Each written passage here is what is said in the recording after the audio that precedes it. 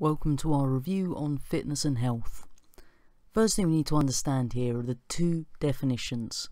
So if we're talking about someone's fitness, what we're referring to there is their ability to do physical activity.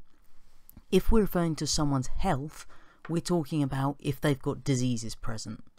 So what you'll find is being fit and healthy aren't actually mutually exclusive. You can have one without the other. So for example, if you've got someone like Usain Bolt, he's obviously very fit because he can run very fast, but if he's got the flu, he's not healthy. So just make sure you understand the difference between fitness, your ability to do physical activity, and being in good health, being free from disease. There are a variety of ways that we can actually measure someone's fitness levels. So we can have a look at their stamina, which is kind of like their endurance. We could look at their strength. We could test their flexibility or their agility. We could look to see how fast they are, so their speed.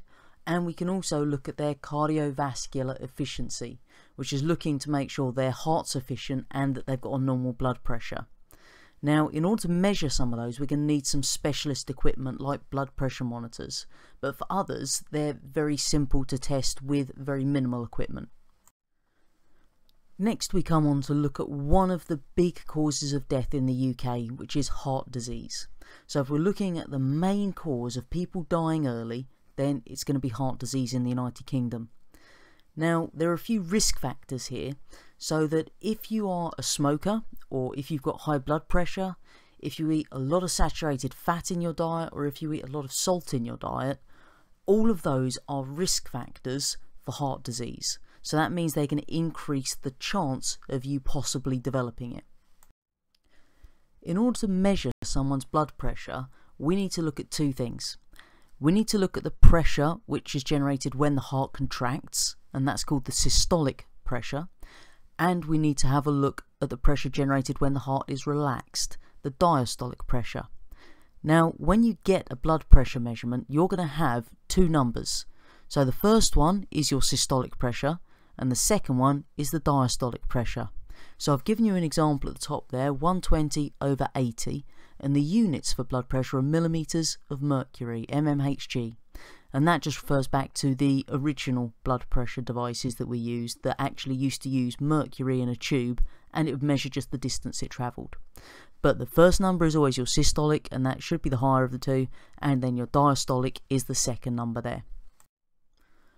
What you'll find is if you actually carry out exercise, then during exercise your systolic pressure increases. However, when you finish exercising, then your systolic pressure will decrease again. Next thing we're going to consider is the effect of high blood pressure. So we can increase our blood pressure if we do a few bad things in our lifestyles. So if we're a smoker, blood pressure can go up. If we eat too much salt or if we're overweight, then our blood pressure can increase. If we get stressed, that's one of those things that people always say, you're stressing me out, you're increasing my blood pressure. Again, stress is a cause of higher blood pressure.